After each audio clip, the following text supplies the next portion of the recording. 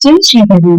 स्वागत है आप सभी का मेरे चैनल श्री हरि शरणम विद्यार्थी में। सावन का महीना शुरू हो चुका है। हर तरफ शिव का रंग है, शिव की गावल है, शिव का डमरू बज रहा है और शिव का अभिषेक हो रहा है। चलिए जानने की कोशिश करते हैं कि जिन शिव के रंग में ये सारा संसार बनता जा रहा है, वो शिव आखिर है कौन? शिव न आदि है न अंत है, वो समय से परे है, मृत्यु से भी परे है।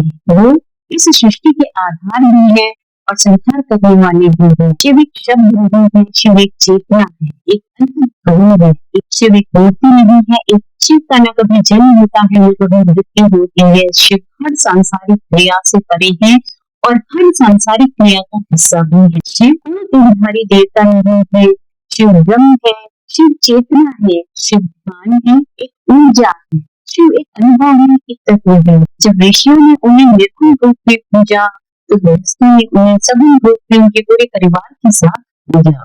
शिव शब्द का अर्थ ही है ज्ञान और चेतना। जब सृष्टि के संचालन की जरूरत महसूस हुई तो शिव जी ने सगुण रूप लिया, त्रिशूल उठा लिया, डमरू बजाया, अपनी जटाएं खोली और बन गए हम सबके भोलेनाथ।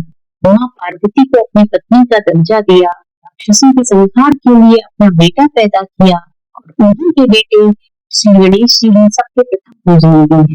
लेकिन शिव इन सब से परे है। शिव का मूल एक अनुभव है, एक ऊर्जा है जो इस सृष्टि के हर कण में, हर क्षण में व्याप्त है। शिव का हर रूप एक संदेश है। शिव जब अर्धनारीश्वर रूप लेते हैं तो स्त्री और पुरुष के बीच में संतुलन की बात करते हैं। शिव जब नटराज का रूप लेते हैं तो इस ब्रह्मांड को नृत्य और संगीत की ऐसी शिक्षा देते हैं जो चिरंतन और सनातन हो जाती है। शिव जब भैरव का रूप लेते हैं तो रक्षक हो जाते हैं, संहारक हो जाते हैं और कोतवाल बन के न्याय के देवता हो जाते हैं। तो और शिव जब हम सबके सबसे प्रिय महादेव रूप में आते हैं तो सहज हो जाते हैं, सरल हो जाते हैं, भोलेनाथ हो जाते हैं। समाज जिसको भी प्यारता है शिव उसे अपना लेते हैं, चाहे वो धतूरा हो, चाहे वो भस्म हो या फिर भांग हो। यहाँ तक कि जिस सांप को देखकर संसार के लोग खड़े होते हैं वो भी शिव शंकर भोलेनाथ के गले में बड़े प्रेम और बड़ी शान से विराजता है। उसका हर रूप अलग है लेकिन हर रूप का सच एक ही, वो योगियों के आदि गुरु, वो ध्यान करने वालों के लिए ध्रुव तारे की तरह मार्गदर्शक है, जो ध्यान और अध्यात्म की परम अवस्था, चरम अवस्था को छूना चाहता है वही शिव को अपना आराध्य बनाता है उनके निर्गुण रूप में। और जो सारी सांसारिक सुखों की कल्पना करता है वो शिव को अपना आराध्य बना लेता है सगुण भोलेनाथ महादेव के रूप में। शिव की पूजा सिर्फ किसी रिचुअल या पूजा की परंपराओं तक निर्भर नहीं है। जब तक मन शांत नहीं होता, जब तक मन से अहंकार नहीं मिटता, तब तक शिव की प्राप्ति संभव नहीं है। शिव चेतना है, शिव आत्मा है, शिव हर कण में विद्यमान है। शिव रावण के भी आराध्य है और शिव श्री राम के भी आराध्य है। जब पार्वती माता ने तप किया तो उन्हें पति रूप में पाया और जब इस संसार की सारी कन्याएं उनका व्रत करती हैं तो वो अपने लिए उनके जैसा ही सरल हृदय वाला, उनके जैसा ही उच्च गुणों वाला पति चाहती है। शिव व्यक्ति नहीं है, शिव अस्तित्व है। शिव का अस्तित्व सबका है और सबके लिए है। शिव का अर्थ है मुक्ति, प्रेम, सृजन और सदा। इन सब से ऊपर शिव आप है, शिव हम है, शिव इस संसार का हर जीवित प्राणी है।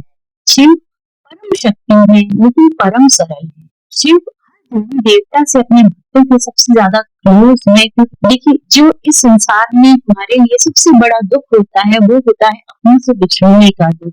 और शिव शंकर भोलेनाथ भी एक ऐसे देव है जिन्होंने ये दुख महसूस किया है।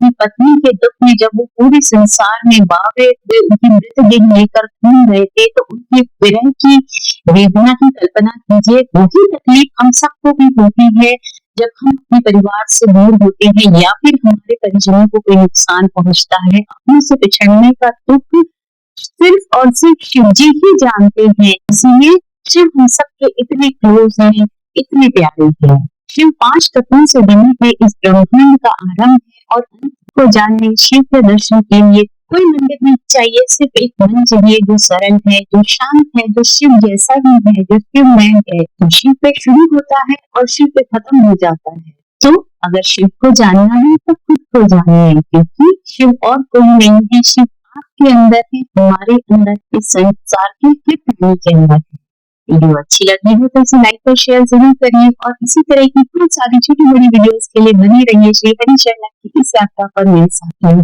Take care and stay happy.